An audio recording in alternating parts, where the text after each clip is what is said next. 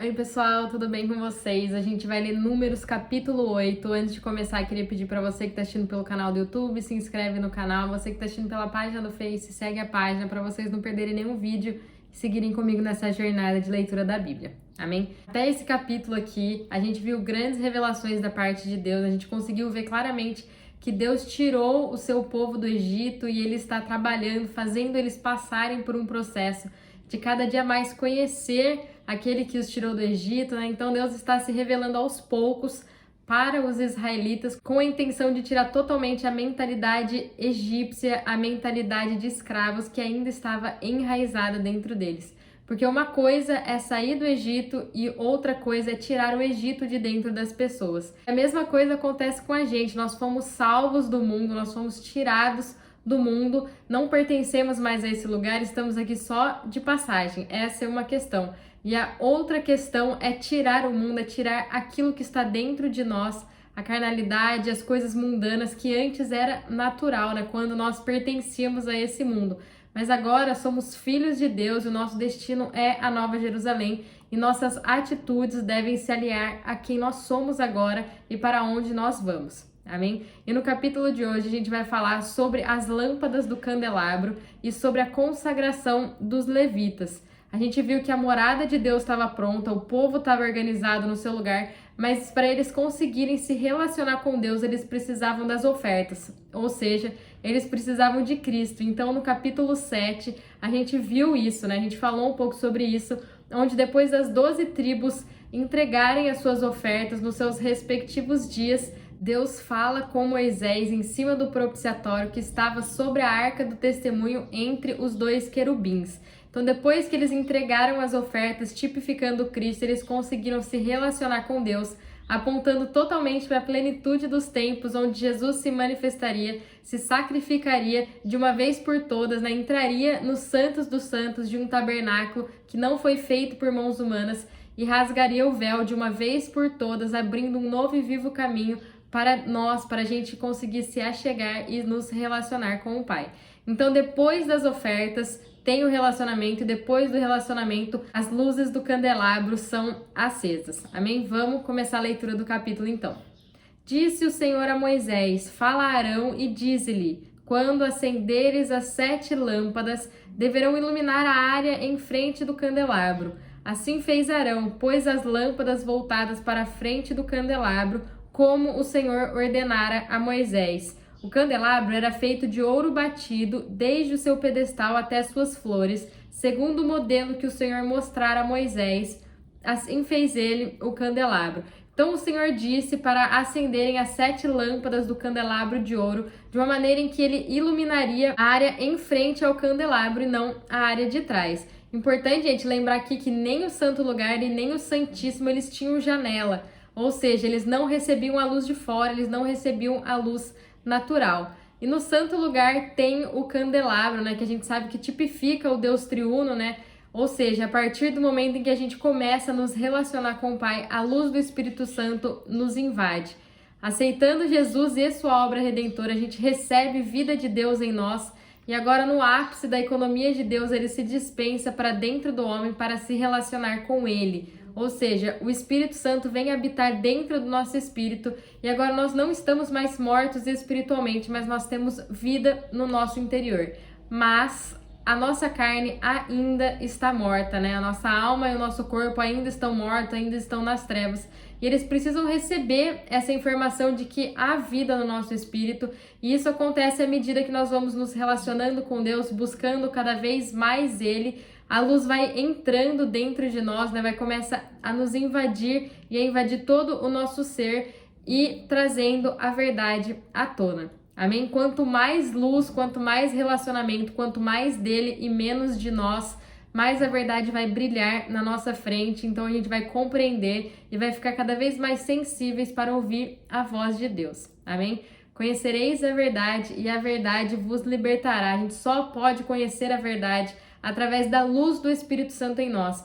porque nós estávamos mortos, nós estávamos nas trevas, mas o Espírito Santo ele agiu sobre nós, nos mostrando quem é Cristo, porque a gente não acordou um dia e falou assim, hoje eu vou aceitar Jesus. Então isso foi obra do Espírito Santo nos mostrando, nos revelando que Cristo é o Filho do Deus vivo, né? Que Jesus é o Filho do Deus vivo, e a gente aceitando Jesus, ele entra para dentro de nós e hoje ele age em nós, nos transformando e nos guiando para a plenitude dos tempos, né? Para o ápice da economia de Deus, onde o seu povo será um com ele. Então o propósito eterno de Deus vai se cumprir, que é ter muitos filhos e filhas à imagem e semelhança de Cristo. Então, sem o brilho do castiçal, sem a luz do Espírito Santo em nós, nós ainda estaríamos na escuridão. Então, logo após a luz do candelabro acender, os sacerdotes poderiam começar a exercer o serviço e as responsabilidades que foram destinadas para eles. Assim também nós, né, o sacerdócio real, nação santa, povo adquirido por Deus, né, para anunciar as grandezas daquele que nos tirou das trevas para a sua maravilhosa luz. Nós fomos iluminados e somente assim entendemos o propósito para o qual nascemos, entendemos que somos filhos, entendemos que precisamos de Cristo, entendemos que somos servos, que fomos comprados e que devemos fazer aquilo que o nosso Senhor nos manda, que a gente precisa levar a luz de Cristo para todos aqueles que ainda estão nas trevas. Amém? Disse o Senhor a Moisés: toma os levitas do meio dos filhos de Israel e purifica-os. A gente sabe que a intenção de Deus era que todos da nação de Israel fossem sacerdotes, mas isso não aconteceu, né? O povo ergueu um bezerro de ouro e somente a tribo de Levi foi ao encontro de Moisés quando ele disse para irem até onde ele estava todos aqueles que eram do Senhor. Então a tribo de Levi foi destinada, consagrada inteiramente para o Senhor. Então, nasceu na tribo de Levi, você já vai servir ao Senhor. Então, aqui a gente consegue ver duas separações, o sacerdócio e os levitas. O sacerdócio era um serviço divino prestado diretamente para Deus, e os levitas, eles serviam ao sacerdócio, né? Eles cuidavam dos animais, eles carregavam os pertences, né, do tabernáculo. Então, todos os sacerdotes eram levitas. Você não podia ser do sacerdócio se você não fosse levita, mas nem todos os levitas eram sacerdotes. Amém? Assim também acontece com a gente. Todos nós, nascidos de novo, somos considerados filhos de Deus, mas nem todos os filhos de Deus andam segundo o Espírito, se consagram totalmente a Ele, entendendo que a gente deve servir e fazer a vontade daquele que nos comprou. Então, essas pessoas não vão deixar de ser filhos, mas elas poderiam estar vivendo a plenitude, poderiam estar vivendo a boa, perfeita e agradável vontade de Deus para nós. Amém? Assim procederás para os purificar. Esparge sobre eles a água da expiação. Depois devem passar a navalha sobre todo o corpo e lavar as vestes, assim se purificarão. Tomarão um novilho com a sua oferta de cereais de flor de farinha amassada com azeite. Então tomarás outro novilho para a oferta pelo pecado. Então eles deveriam borrifar a água da expiação sobre os levitas. Gente, sempre lembrando que isso aqui foi real, aconteceu realmente na vida dos israelitas, ok? Então eles viveram isso, mas também não podemos esquecer que tudo isso apontava para a plenitude dos tempos, na manifestação de Jesus, onde tudo se encaixaria, onde a gente teria a revelação completa e onde tudo se cumpriria em Jesus. Amém? Então eles pegavam a água da expiação e borrifava nos levitas. E nós sabemos que quando Cristo foi morto na cruz, né, logo após ele declarar, né, que ele entregava o Espírito para o Pai, um dos soldados furou as suas costelas e de Jesus saiu sangue e água. A gente vê isso lá em João 19, no versículo 34. Contudo, um dos soldados transpassou-lhe o lado com uma lança e imediatamente saiu sangue e água. Então a água e o sangue que saem da ferida, né, são os elementos que possibilitam a salvação do homem. O sangue nos fala da expiação judicial dos pecados. Nós tínhamos uma dívida com Deus e alguém precisava pagar essa dívida e não podia ser nós. Então Deus envia Jesus para pagar, para quitar essa dívida que a gente tinha com ele. Então, sem o derramamento de sangue não há remissão de pecados.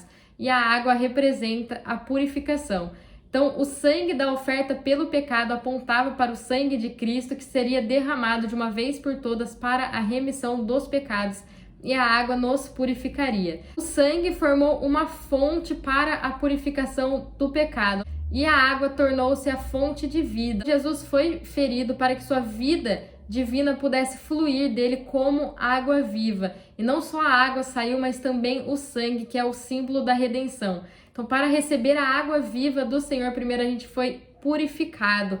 Então, por esse motivo, o sangue é mencionado primeiro. Então, somente depois de sermos lavados com o sangue do Cordeiro, a gente pode receber a vida eterna. Amém? E aqui em Números nos mostra que essa seria a maneira que eles deveriam consagrar os levitas. E como a gente já viu, os levitas são uma figura, eles apontam para os filhos que Deus separou para ele. Então, uma vez levita, sempre levita. Uma vez que a gente aceita Jesus, nós nos tornamos filhos, e uma vez filhos, nós sempre seremos filhos. Amém? Para todo o corpo nos mostra que os pelos representam a força natural, ou seja, para nos tornarmos filhos de Deus, nós não precisamos usar forças e nem fazer nada. O simples fato da gente aceitar Jesus e sua obra redentora, a gente já nos torna filhos. E o lavar das vestes nos mostra que a gente precisa agir contra as nossas atitudes e contra a nossa conduta. Porque depois que a gente nos torna filhos, o nosso velho eu morre, nós não somos mais o que éramos. E por isso a gente precisa agir e nos comportar de uma maneira diferente e não continuar mais com as nossas velhas atitudes. Amém? Farás os levitas se aproximarem da tenda da congregação, farás ajuntar toda a congregação dos filhos de Israel. Trarás os levitas diante do Senhor, e os filhos de Israel porão as suas mãos sobre eles. Então aqui nos diz que os filhos de Israel deveriam colocar as suas mãos sobre os levitas para se identificarem com eles. Era como se eles se tornassem um com os levitas na questão de se consagrar e servir a Deus. Arão trará os levitas à presença do Senhor como oferta movida da parte dos filhos de Israel, para que atuem no serviço do Senhor. Então, os levitas foram oferecidos como oferta para o Senhor no lugar dos filhos de Israel, para que eles pudessem exercer o serviço para o Senhor. Nós, como filhos de Deus, podemos nos oferecer como oferta para o Senhor, nos consagrando totalmente para realizar o nosso propósito, para servir a Deus fazendo a sua vontade. A oração do Pai Nosso é tremenda, porque quando a gente fala, seja feita a tua vontade, assim como é feita no céu, nós estamos dizendo que queremos que a vontade de Deus seja feita na terra como é feita no céu. Vocês sabem como a vontade de Deus é feita no céu? Ele manda e os anjos, os arcanjos, os querubins, os serafins obedecem. E quando a gente fala isso, a gente está dizendo, Senhor, tudo que o Senhor me mandar fazer, eu vou fazer. Amém? Depois que os levitas impuserem as mãos sobre a cabeça dos novilhos, sacrificarás um para oferta pelo pecado e outro para o holocausto ao Senhor, para fazer expiação pelos levitas. Colocarás os levitas em pé perante Arão e seus filhos, e com um gesto os apresentarás como oferta movida ao Senhor. Então aqui eles sacrificariam uma oferta pelo pecado e um holocausto para fazer expiação, para encobrir os pecados dos levitas até que chegasse a plenitude dos tempos e de uma vez por todas Jesus se oferecesse para propiciar, para remover os nossos pecados. Amém? Desta maneira separarás os levitas do meio dos filhos de Israel, e os levitas serão meus. Esse versículo me lembra muito quando Jesus diz lá em João 6, do versículo 37 ao versículo 39, que eu vou ler aqui. Todo aquele que o Pai me dá virá a mim, e o que vem a mim de maneira nenhuma o lançarei fora. Pois eu desci do céu não para fazer a minha vontade, mas a vontade daquele que me enviou. E esta é a vontade daquele que me enviou, que eu não perca nenhum de todos os que ele me deu, mas os ressuscite no último dia. Os levitas, eles apontam diretamente para nós, os filhos de Deus. Nesse versículo 14 nos diz que os levitas, eles se tornaram propriedade de Deus. E os versículos que a gente acabou de ler diz que todo aquele que o Pai deu para Cristo, ele não vai perder de maneira nenhuma, mas o ressuscitará no último dia. Então nós fomos comprados por Cristo, nós somos propriedade dele, e tudo isso tem a ver com a nossa salvação e tem a ver com a oferta movida que representa a ressurreição. Amém? Depois que tu os purificares e os apresentares como oferta movida, os levitas entrarão para fazer o serviço da tenda da congregação. Então, depois de que tudo isso acontecer, depois que eles foram purificados, separados, apresentados como oferta movida, então eles estão prontos para servir na tenda. Então, depois que tudo isso acontece com a gente, depois que a gente foi purificado com o sangue do Cordeiro, separado do mundo, apresentados para Deus por meio de Cristo, então estamos prontos para fazer parte do homem corporativo e executar nossas funções para o bom funcionamento do corpo de Cristo. Amém? Eles me são dados dentre os filhos de Israel, em lugar de todo primogênito, do primeiro filho de cada um dos israelitas, eu os tenho tomado para mim.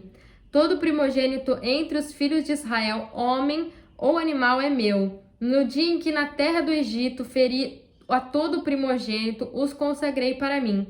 Tomei os levitas em lugar de todo primogênito entre os filhos de Israel. Do meio de todos os filhos de Israel, dei os levitas a Arão e a seus filhos para fazerem o serviço dos filhos de Israel na tenda da congregação, para fazerem expiação por eles, de modo que não haja praga entre os filhos de Israel, quando se aproximarem do santuário. Então, esses versículos nos mostram que Deus separou os levitas para serem consagrados a Ele, porque antes, desde a última praga lá no Egito, em que Deus feriu todos os primogênitos egípcios, todo o primogênito dos filhos de Israel, seja homem ou seja animal, era de Deus. Então, eles foram substituídos pelos levitas. Vocês lembram disso? A gente comentou um pouco sobre isso lá em Números capítulo 3. Amém? Moisés, Arão e toda a congregação dos filhos de Israel fizeram assim com os levitas. De acordo com tudo que o Senhor ordenara a Moisés acerca dos levitas, assim os filhos de Israel lhes fizeram. Os levitas se purificaram, lavaram suas vestes, Arão os apresentou perante o Senhor como oferta movida e fez expiação por eles para purificá-los. Depois vieram os levitas para fazerem o seu serviço na tenda da congregação, perante Arão e seus filhos, como o Senhor ordenara a Moisés acerca dos levitas, assim lhes fizeram.